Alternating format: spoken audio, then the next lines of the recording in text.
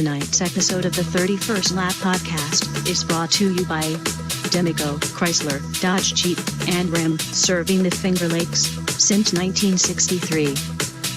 And DirtTrackDigest.com. If it's on dirt, it's on Dirt Track Digest. This is the 31st Lap Podcast, recorded live in the studios of Fingerlakes1.com in downtown Seneca Falls, New York. And now, your hosts, Chris Marquardt.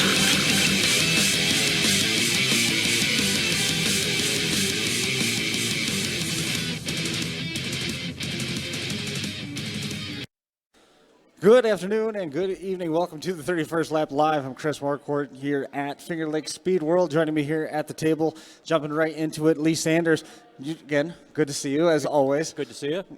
Definitely a packed house here at the Auburn Finger Lakes Mall here in Auburn, New York. The Power Wheels race is about ready to get underway about 2 o'clock here in a little while. But Lee, you're here with the Patriot Sprint Tour, venturing onto a little bit deeper water here for 2016, as I understand it, jumping into the 360s this year. With some of the uncertainty with the 305s, you had to go the option of the 360, but you still have your 305 together because you've got a completely new car for it. Yeah, we left the 305 together in case everything goes well over Canandaigua. We'll commit to that on Saturday nights, but we wanted to make sure we had a plan B in place and go out and run with the Patriots or ESS or wherever with that deal. So does that mean that we're going to see you opening weekend at Outlaw Speedway?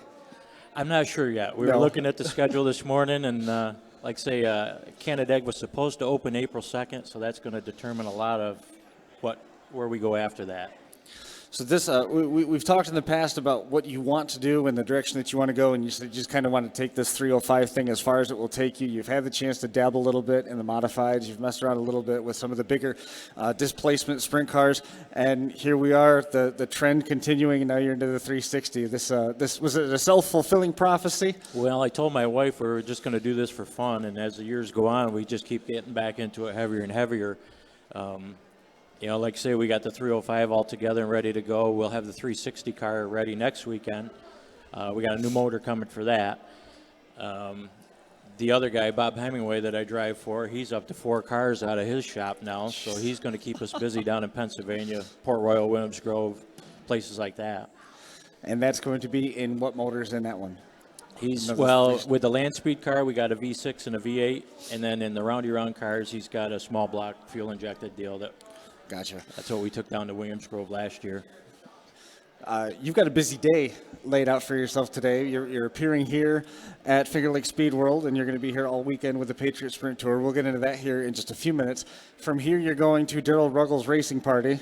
You're going to get the car together during the week so that you can have both of your cars ready for your racing party that's going to be at in Shortsville next weekend. And racing season hasn't even started yet. No, we figured our season started last weekend. We were up to the motorsports show at Syracuse, and then here this weekend, and our party next weekend, and then the weekend after that is supposedly the Canandaigua opener. So we're right in full gear already. And Darrell Ruggles also making the jump to the 360s as well. Yeah, he kind of figured the same way that we did. He'd have a plan B in place, and so him and Alicia are going to try to run as many 360 shows as they can. And where's your motor coming from? You said it was a Canadian-built 360. Jimmy Brown built our motor, yeah. Jeff Cook runs his motors, and Adrian Flath in the past has run them, so they're good pieces. I drove this car last year at Utica Rome at the end of the season and was really impressed with it, so we bought the whole thing, the car, the motor, the whole ball of wax. Yeah. And the car that sits over here that's on display with the Patriot Sprint Tour setup, that is not the 360 car. That's last year's 305 car, pretty much been washed and it's ready to go. Yeah, that's the 305 car. We took it into shop and blew the dust off it and put new shocks, new bars in it, and it's ready to go. You excited about this season? I am. I think it'll be a good season. I'm really looking forward to it. We had an excellent year last year. Didn't wreck any equipment, so we got a lot of spare parts and ready to go. So, is it always good to have spare parts? Spare parts are a necessity in this game. Is it always better when you don't have to use them? Very much so. Yeah, it's really good on the checkbook when you don't have to get into the spare parts. Now, on the topic of the spare parts thing, we talked a little bit about the shock situation. You sent them all out to be redone, as any racing team would logically do, when you found out that you needed to repair 3 of your shocks that you never even knew that you damaged. So Yeah. what does that tell you about your skill as a driver? I mean, you picked up a win potentially on at least one of those broken shocks. Most likely. Yeah, last year, I've always been on Pro Shocks, and last year we moved over to the AFCOs, did a little testing for them, found a package that we liked, so we moved the car over onto AFCOs, ran them 98% of the season, was really happy with them. At the end of the year, we wanted to see how they held up, and I had bent a shaft in one and blew the bags out of the others. So he fixed them. He thinks he's got the problem solved, so we're going to give him a shot again this year. I just think that it's interesting that you've been able to run something that can be as finicky as a sprint car on potentially 3.5 broken shocks. Yeah, some of the reasoning there, I think, is because Canandaigua is a fairly smooth track. It's not a real demanding track. So I think we got away with it. If we were on Outlaw Speedway or someplace where it was real heavy and rough, we might have picked it up a little earlier. Yeah. Do you like doing these things? I mean, I can't believe the amount of traffic that's in this mall. It's just wall-to-wall race cars. The Central New York Raceway Park has a huge display down in the J.C. Penney wing. They've got a ton of motorcycles. There's enduro cars. Josh Decker's got his Rosa Demolition Derby car here. The Power Wheels are going to be racing at 2 o'clock. They're just about an hour and a half away from getting going with those. Do you like doing these? I love this stuff. I love to meet the fans. I love the kids. And I like to see all the classes of the race cars because, I mean, it's like here you got 600s and micros, and that's where it all starts. That's where our future drivers are coming from. Sure.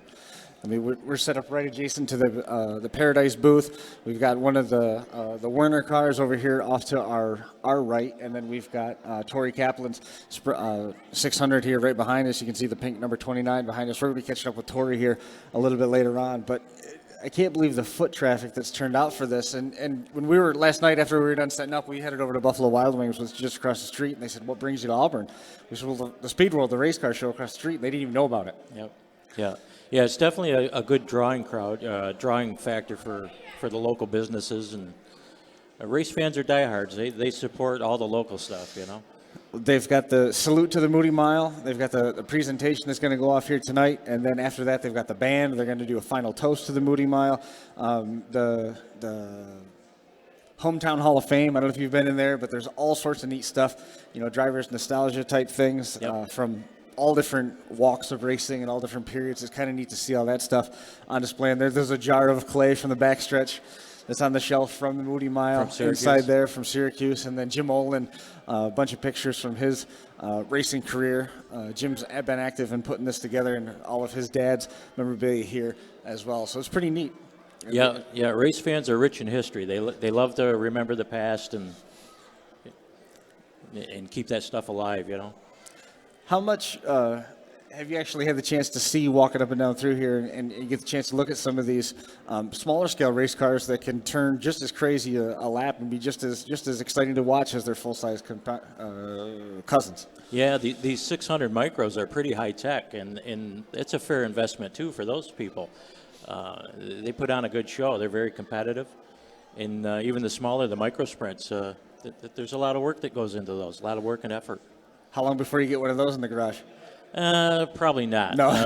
You know, we just keep doing the bigger stuff, and you know. But I used to have my nephew in a micro, so we had a good time with that, and you know, time to move up to bigger and better things, I guess. As long as my health can hold out and my wife keeps going with me, we'll go for it. As long as her nerves hold out, right?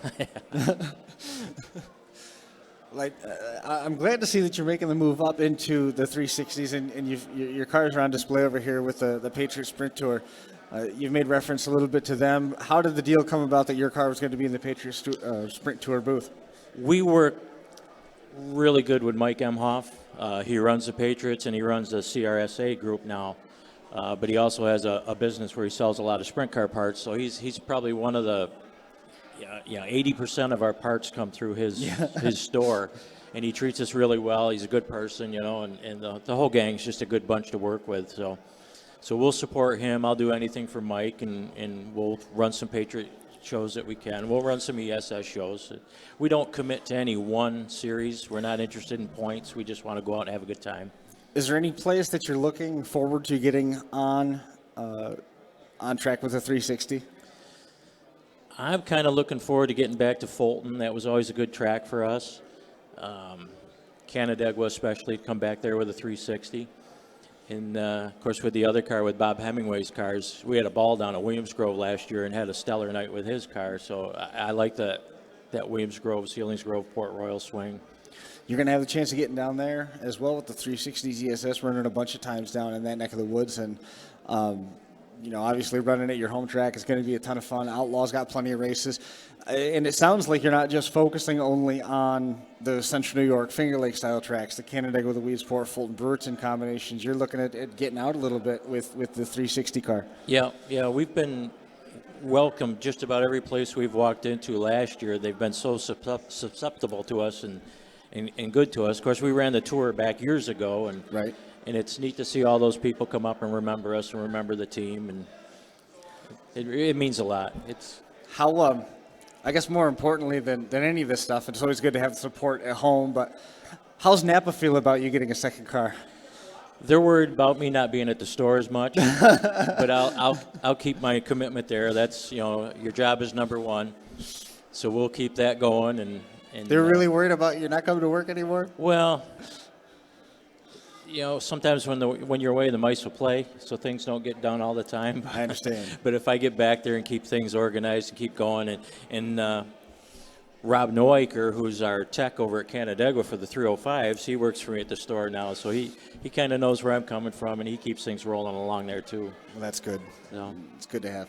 So at this point, is there any time frame for when you'll know more about what's going on over at Canandaigua Motorsports Park and the future of the 305s? So I know with the transition at Black Rock, it looks like the 305s aren't going to be part of the weekly schedule, if at all. Yeah, at Outlaw. I can't see us running down there at Outlaw Speedway. Maybe he might throw a special show in down the road. Sure. Canandaigua, we're just going to show up April 2nd, and from what we understand, it's business as usual. So we're keeping our fingers crossed. We'll be there and go from there. How is the tire bill going to change going from a 305 to a 360? I don't think it'll be bad. Most of the time last year, we ran what they call an HTC tire, which a lot of the ESS guys are running anyways. So we know how the tire feels. From what I understand, that's the tire they're going to let us run at Canandaigua on the 305s again. So it should be all right. Does the setup change much? I mean, let's say you had a problem in the 305, or excuse me, you had a problem in the 360, so you had to pull that motor out of that car and drop it into the 305 car. How does the setup compare given the horsepower changes and how much more the car tends to want to move around, at least in the experience that I've had with the 360 cars? The setup is immensely different. And we found that out last year because when I drove Jeff Cook's car down at Utica Rome there at the end of the season, I called him up. We put my bar package that we used in the 305 and my shock package in it. And I couldn't believe how much harder and how quicker that car would set. Yeah. Just because of the speeds and the torque that's involved with the 360s. Sure. So there definitely is a difference there. So it's two different worlds, How much was it like riding a bike when you got back into Jeff Cook's car? The first thing I realized is that back when I ran the tour with ESS, we probably were putting out roughly 500, 600 horsepower with our 360 motors. Mm-hmm. Today, it's common for them to see 700 plus. Right. So it's a world of difference. I was amazed at the torque that those guys are wheeling around there now. So were the front wheels doing a lot of this? Yeah. It took me. The car was ahead of me. I mean, it took me all night to catch up to the car, and we still got a ways to go with it. But I'm looking forward to it. It's going to be a learning curve again. Did Daryl come tonight or this afternoon, or is he still planning his party and getting everything set up down in Foxville? I don't think he's coming up today. I think he's getting his benefit ready to go, and that'll be quite the event tonight. Your turnout is ahead of last year for next weekend for your own benefit party? Very much so. We got a national recording artist, Jay Beerin, is coming in to play for us, and he's got a big fan following. So we got people coming from Niagara Falls and Buffalo area, and people not so much that are familiar with me, but they're familiar with him. So we're looking to have a big crowd. Who cares why they come, right? That's right. We're hoping this is going to be a good relationship. JB's he's a volunteer firefighter, which I am, so he's active in that. He's big into some charity stuff, which we are too. So we're hoping that we can take this relationship and benefit some other causes. That'd be excellent. I mean, Yep. to turn around and build like that, that'd be outstanding. Yep. I'm surprised you don't have the firefighter logo on your car anyplace. We thought about it, but I'm trying to keep that world separate from this world. Yeah. Well, I guess I can understand that. Yeah. I guess looking to catch up with Tori Kaplan here before too awful long. You going to be getting in on any of this Power Wheel stuff? Oh, I don't know. We'll check it out. We got a couple appearances we have to do later today, so I hope we can see a little bit of that anyways. You said that you were having a conversation with somebody and they were having an extensive tech program for these things because they come in a little bit too souped up. Yeah, as simple as that should be. Of course, I shouldn't expect anything else, but anything racing. anything that's motorized, somebody's gonna push the rules a little bit, So they actually have to tech those things for voltage because guys sneak bigger batteries into them. We've been a number of different places where they have these, not so much with the races, but with the derby side of it, and they let the kids go out and they bounce off each other in these things. We've seen wheels get ripped off, but we've also seen parents come in that have hidden a second battery under the seat, or they've converted over to run off a lawnmower battery, or they've done some work to the gearing in the back so that it's a little bit faster. Yep. We've seen some kids' backsides just about catch on fire because the battery's short out underneath the seat. Extra battery power. They've got to do they got to do the diligence and make sure everybody's playing on an even keel. But they were out there tooling around on the linoleum there earlier, and they looked like they were having a pretty good time. That's the same venue that we're going to be in for the RC Derby tomorrow. So it's going to be a lot of fun. We've got cars coming from Ohio, Virginia, and Pennsylvania for that RC Derby tomorrow. Wow, that's great. That's great. I think traction's going to be a big issue for these guys, so weight's going to be a benefit, I think. See, they haven't done some of this trick stuff that we've seen with the Derby things. They turn around and they'll take strips of old tire and drywall screw it to the tires, to the plastic tire, so that you've got the rubber that's going to act as a paddle in the sand. And we probably shouldn't give them any ideas. They'll be out in the pits working on these things before it's time to go. It's there's ingenuity in every level of racing, whether it's a Power Wheels or NASCAR. I mean, never fails. Somebody's trying to push the envelope. Yep. Well, I know you said you got a couple of other appearances. Where are you this afternoon? Well, we're also into the boating scene, so we got a marina party this afternoon that we got to show up to get my boat ready to go into the water.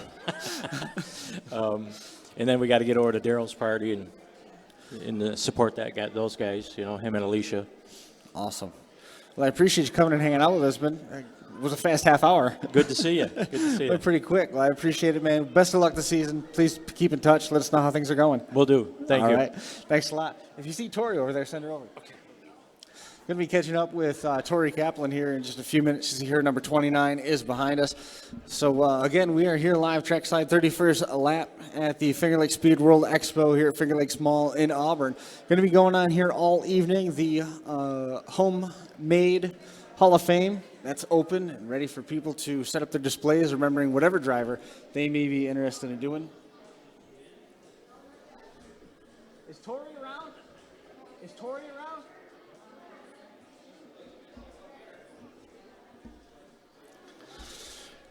Also, we see Josh Decker's Derby car is here. We see the Werner Motorsports. I believe this is Bill Werner's number 67 here. Another Enduro car up on the hill. Looks like there was a mud vehicle way up at the top, up by the old Kmart building. I believe that was a Sears after that. Skyline Raceway on display up there at the top of the hill, up by the fountains. We've also got Dave Marcichelli's Sportsman car and Greg Byrosh's Sportsman car right there in center court outside of Bass Pro. We're going to be catching up with the Waldrons here in just a few minutes after we talk a little bit with Tori Kaplan.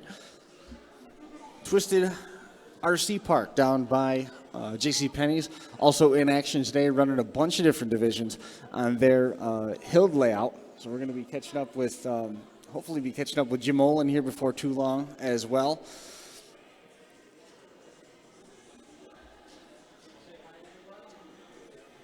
Huh? No.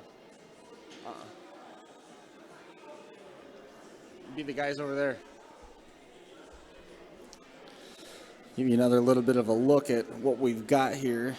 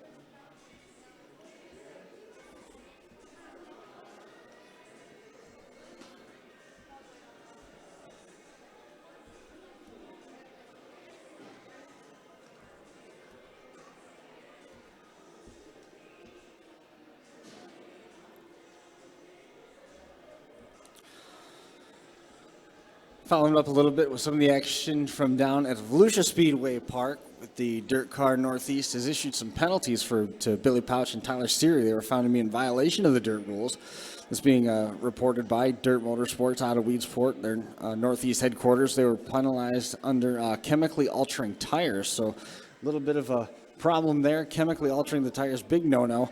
Tyler Seary was fined $2,000 plus the amount of his purse and the $150 fee for a total of $2,350. Pouch himself was fined $2,000 plus the amount of his purse and a $150 lab fee. That's in excess of $3,000, so in excess of $4,300 going into the driver point fund, as a couple drivers found guilty of chemically altering tires. To see more about the Super Dirt Car Series, you can jump online, superdirtcarseries.com.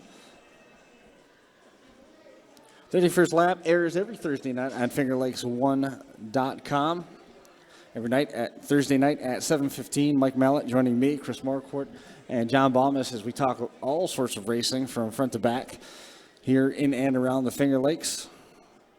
Excited to be here and be part of Finger Lakes Speedworld 2016 as we await Tori Kaplan.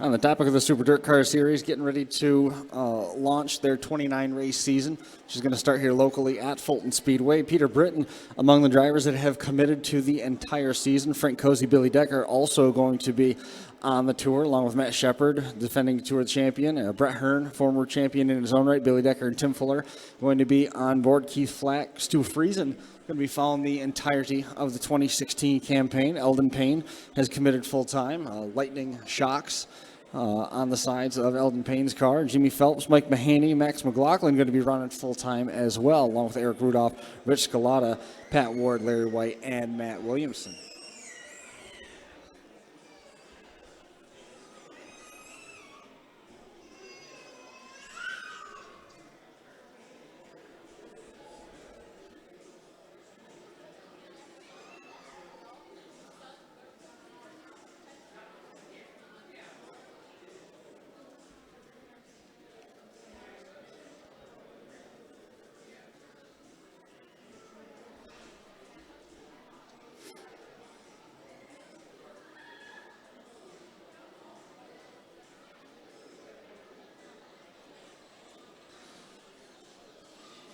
Selinsgrove Speedway is scheduled to open their racing season tonight. The Ferris Mowers Race of Champions Dirt Modified Series, fueled by Sunoco, is going to be center stage tonight at the Selinsgrove Speedway. It's the Icebreaker 40. Anthony Prego and Brett Hearn both planning to make the trip down there. Brett Hearn, 8-time Super Dirt Car Series champion himself, going to be down there. He won earlier this year down in Florida with his 883rd career victory. Going to be bringing the Cedar Peaks Madsen Motorsports Fox Shocks TO down there. 4,000 to win Icebreaker event is scheduled to kick off at 2 o'clock. Large contingent of drivers expected. Pits opened at 11 o'clock this morning, and grandstand gates opened at noon. The rain date, if it's necessary, is Sunday, March the 20th.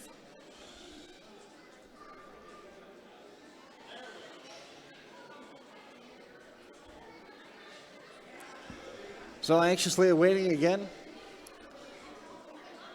Tori Kaplan here at the, actually in her own display booth nonetheless. Here, 1 o'clock the local time, going to be seeing the Power Wheels take off at 2 o'clock. Going to be racing those. It's going to be the shared facility here this year, as the RC Derby also scheduled to be in that same former Jo-Ann Fabric storefront. It's where Josh Decker's 1968 Chrysler Newport has been on display all weekend.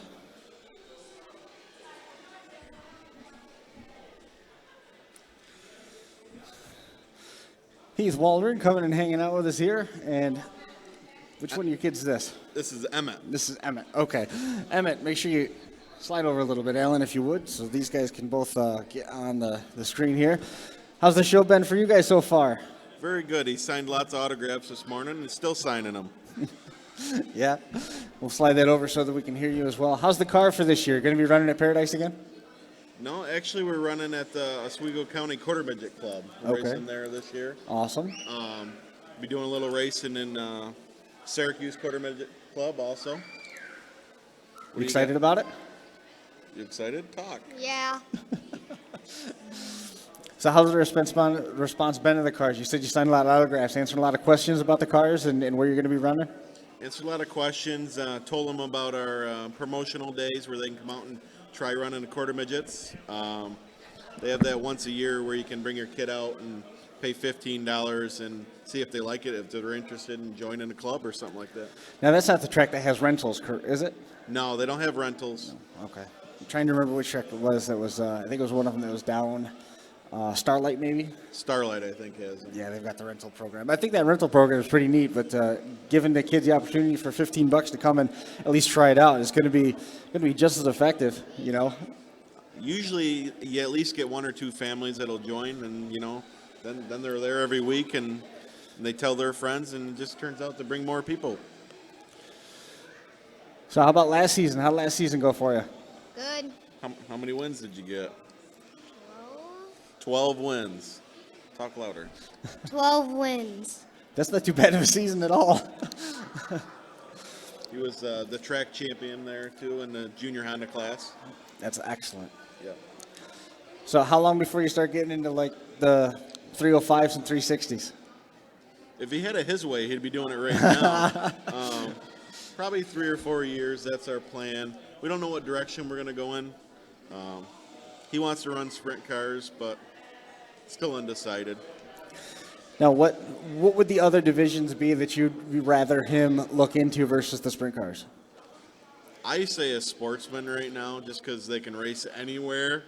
I really don't know yet. And Emmett's shaking his head no. Now, why don't you want to go with a sportsman car? I don't know. What do you mean you don't know? If you're shaking your head no, there's got to be a reason why. Are they too slow? Yeah. Oh, no. Have you had the chance to drive a sportsman car yet? No. How about a 360 or a 305 for that matter? No. No? No, he one of the quarter midget kids that went into a sportsman last year, he said that the cars felt slow to him. Yeah. Because they went from being so low on the ground with a quarter midget and the track so small that the sportsman actually felt slow. Kind of interesting. It's interesting. It's really not slower, but it just seems that way because of the size of the cars. Have you started scouting out where your home track's going to be when you get in the full-size stuff? The sportsman, of course, isn't an option. You're going to have to go with the sprint car. So where are you going to go? You're going to run with the Patriot Sprint Tour? I don't know yet. Don't know. How old are you? 9. So you got about, 4 or 5 years before you can really start exploring that option? About 4 years before we can figure out what we're going to do. So now, when you're talking about running a sportsman car versus a sprint car, is this dad talking or is this car owner talking? Dad. Yeah. I don't know. There's sprint cars make me nervous. I can understand that. I would drive a sprint car, but I don't know if I want him to right yet anyways. So you get that 360 car. It's going to be a 2-car operation. You'll have one and he'll have one? No, because he'll probably use up all my equipment. Going to be a little too rough on it, you think? Probably. What do you think of this Power Wheels racing that they got scheduled for 2 o'clock? We should have brought one for him. Looks like it's going to be a good time. It's exciting to see a lot of things going on in this mall. They really need to. It'd be nice to see a lot more things throughout the year for racing aspect of it. It's great to promote motorsports and get kids involved. It's the biggest thing. Well, I think doing it through the course of the year, a racing season itself, I think that's going to be a little bit of a challenge to do that because everybody's so wrapped up in covering their racing habits, Yeah, because we're going to be running 2 nights a week as it is, in quarter midgets. So the bigger teams, some of them are running 3 times a week. That's crazy. 3 times a week's a lot. Yeah. A lot. Yeah.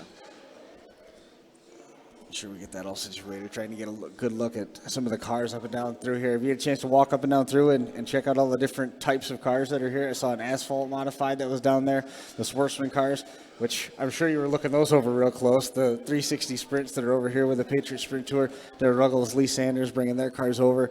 It's something for all walks of life here. Yeah, it's a very nice to see a variety of cars. It just shows how many different style racing divisions and clubs are in the central New York area. The stuff that's geared towards the small frame cars, the turnout here has been remarkable. You know, we've got a nice population of full-size sprint cars, but also the go-kart contingents and the microds and stuff like that. Very, very well represented here, front to back, throughout the displays here. They did a really nice job putting this together. Just fantastic to see all the different divisions. Like you said, the small cars, there's lots of different small cars out there. It's good to see in the local area. How's work been for you? Very good. I just switched jobs, so I'm doing something a little different now. What are you doing now? I actually started at O'Hara Machinery in Auburn. Oh, really? Oh, Yeah. boy. Yeah, it was a big difference, big change, so seem to like it.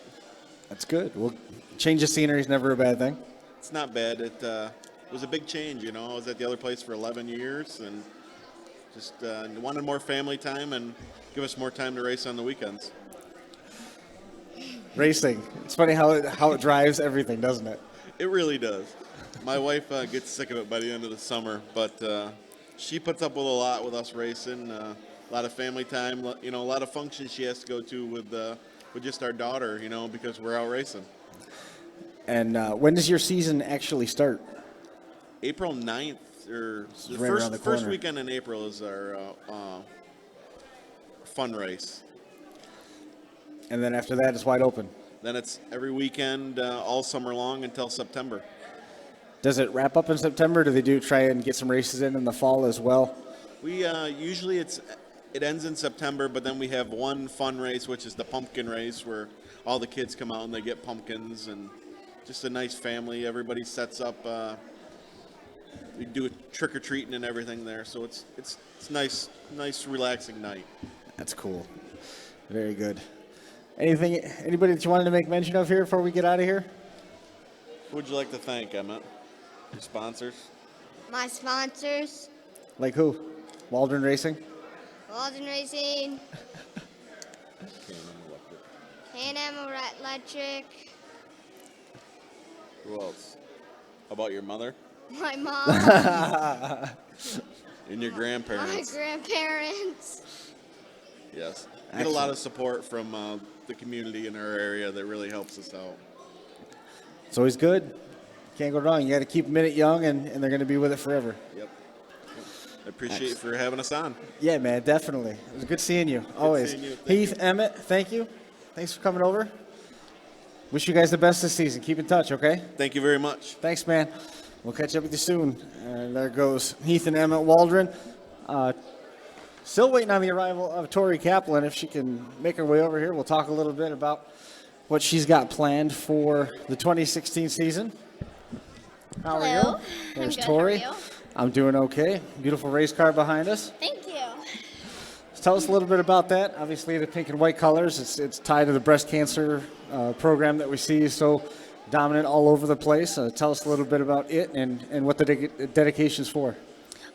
Back about 2012, 2013, one of my good friends, Zach Weegen's mom, was diagnosed with breast cancer. And, excuse me, him and I were very close. And unfortunately, his parents had split. And it meant a lot to me to be able to show that, that I could just support her in any way possible. I was given the opportunity by the Breast Cancer Coalition of Rochester to put their logo in the breast cancer bow on our car and accept some donations here and there for whatever cause I could help. It's touched quite a few people, and it actually makes me feel really good to be able to say I'm a part of it, and it just means a lot. That's cool. What's your plans this year? I'm going to run in my 600 the NY6A Tour race. I was asked to be Miss NY6A for the 2016 season, and I intend to do anything I can possible just to be a huge part of that. Danny Knoll introduced me to the world of the tour, and I'm just really excited to be there. Yeah. They asked me to be the spokesperson, the picture trophy girl, and just to bring myself to all the races and show off that girls can race and they shouldn't be afraid of it. So, How'd last season go? last season was a little rough. It got easier towards the end. We started to break through our little bad scheme. We went 3 or 4 years blowing motors up, wrecking cars, not finishing. So it was really nice to get back out there and be able to finish races and wipe that bad part off. The New York 6A Tour and NY 6A Tour, it's pretty extensive. Goes all over the place. Yep, we're going to Freedom Speedway, Brewerton Speedway, Brewerton Speedway, Skyline. They got a race at Weedsport this year. Yep, Weedsport is one of them. I think we're only there 2 or 3 times. Not even 3, I don't think. Paradise Speedway has a good race, and they have the breast cancer Sprint to the Cure race. That's at Freedom Speedway this year, so that we're real excited for that one. They have a good camping weekend coming up. I think it's in June, the first week of June. So. Now, when you're not running with the tour, you're going to be racing at Paradise? I'm going to try to just travel around. I made, not a commitment, but I just said I would be at Lime Rock a few times and a few times at Paradise. So I'm going to make my way around to different tracks and just keep it open. Do you like the touring aspect of racing? I do, yeah. Unfortunately, my dad doesn't. No. So it makes it a little difficult. How'd you get into racing to begin with? My dad. Yeah. My brother was younger, and he got to race mic rods. And I was always like, I want to race. And then he bought me a mic rod, and it never left the garage, unfortunately. So when I hit 13, he had met somebody that was selling an old chassis, and he bought one. Took me to the races at Paradise, and another girl was racing, and she flipped the one night down the back straightaway, and he looked at me, still want to race? I was like, absolutely. Yeah.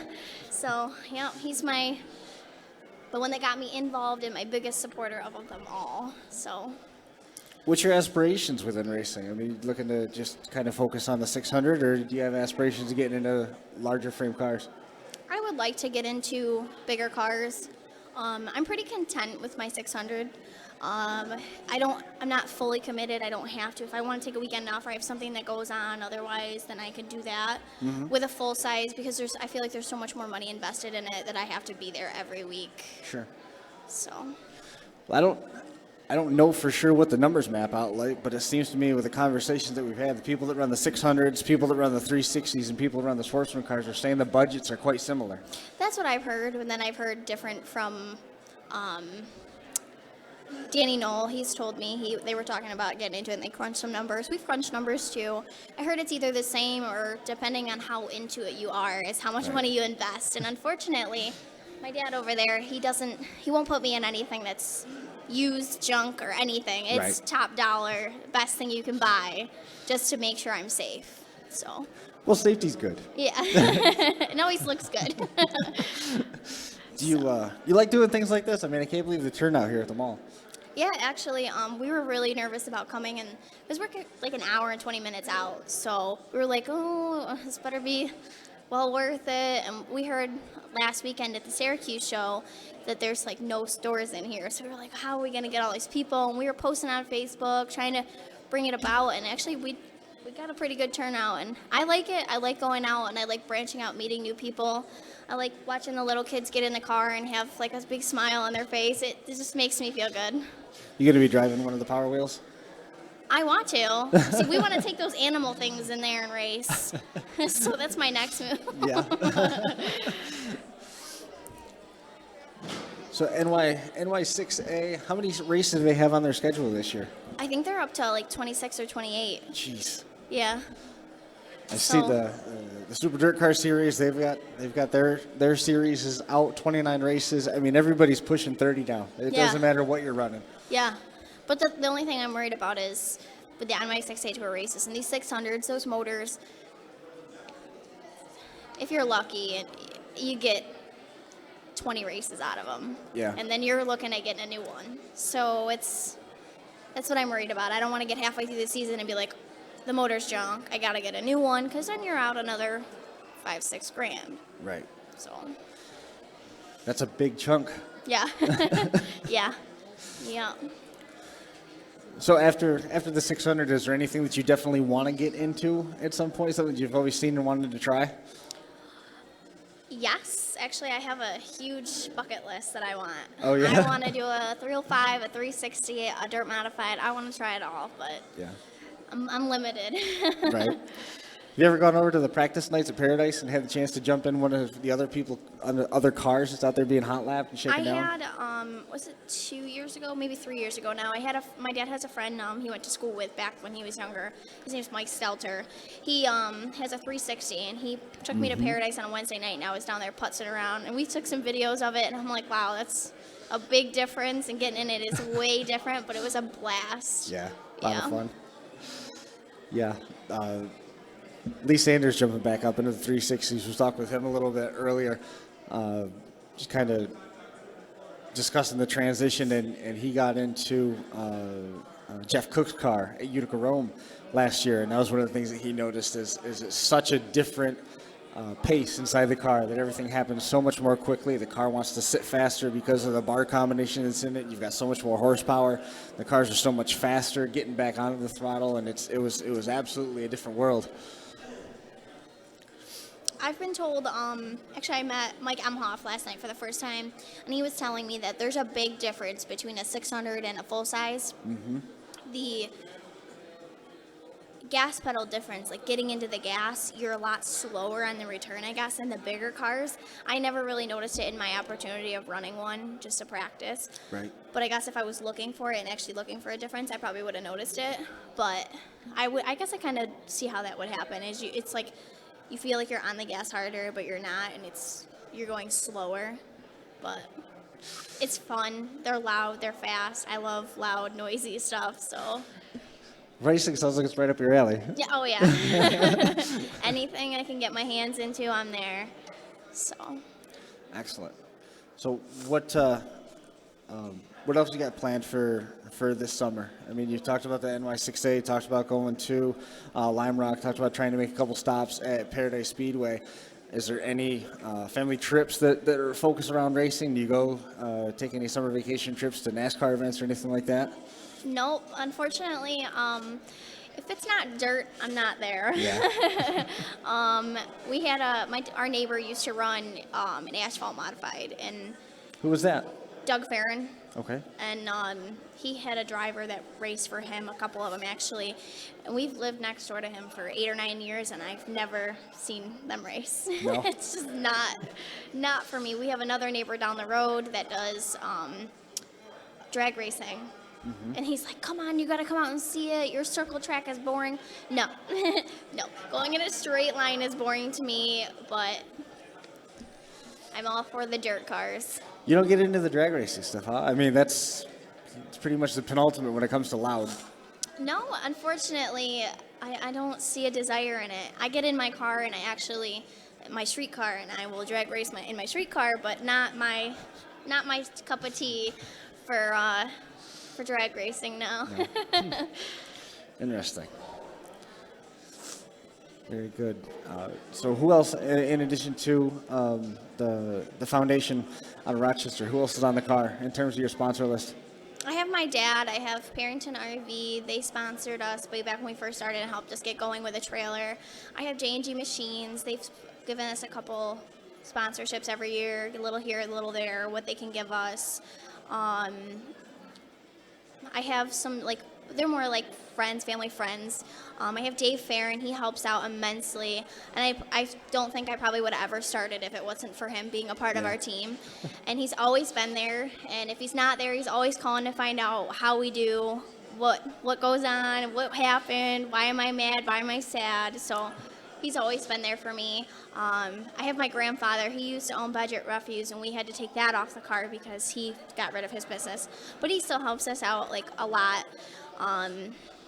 Just a lot of my family is there. My aunt and uncle, they come when they can. My mom, she works a lot, but she's very supportive about it. You said you're an hour and 20 minutes from here, from home base. What's the travel time from here to like Paradise? We're about Are an you close? hour, depending on traffic. 45 minutes. That's not too bad. You're going to be spending a lot more time traveling with the Yeah. NY6A tour. Yeah, we have a lot of races at that Freedom Speedway. I've only been there to watch, and that's an hour in a car. So I can't imagine hauling a trailer, but I'll be there, especially for the Sprint to the Cure. So Is there any track that you're particularly interested in getting to? I am super excited for Weedsport. Yeah. Yeah, I went there, I think it was 2011, and I did not finish. And I was very upset. So I'm ready for it this year. Awesome. Weedsport's a fun track. I mean, they've done so many renovations and changed that place over. It looks great. The show that the tour put on there last year was a good one. I think Yeah. it was Tyler ended up winning that race, I think so, yeah. I believe. And then they turned around, and I think that they had to run the next night down at Black Rock, now Outlaw Speedway. So that's a quick double down for those guys. So wish you the best of luck Thank you. this year coming up. Do you have any more appearances before you get into the racing season? Any more mall shows or expos? I don't believe so, no. No. We're usually playing it by ear. If I have something, I usually let everybody know on Facebook. We share it up and let everybody know where it'll be. Does the race team have its own Facebook page? I have a Facebook page, but I have not updated it in probably 2 years. So Okay. just tell everybody to look me up on Facebook, my personal Facebook. You always find something on there. Excellent. We wish you the best. Thank Good luck you. this season. Stay Thank in you touch. for the interview. No problem. We'll catch up with you here real soon. Thank you. Well, what do you think, buddy? Just about ready to get the Power Wheel racing underway. We got to start breaking this stuff down so that they can start getting their stuff set up. Looking forward to getting over here again tomorrow. We're going to be here with the Crash Course podcast. Here live streaming some of the RC Derby action is going to be in the former Joann Fabric storefront. Start time for that is 2 o'clock. It's like we just about covered all the bases here for our 31st lap commitments here at the Fingerlakes Speedworld Expo here at Fingerlakes Mall in Auburn. We appreciate everybody coming and hanging out with us here live trackside, and we'll be catching up with everybody here once again real soon. Thanks again for joining us here at Speedworld.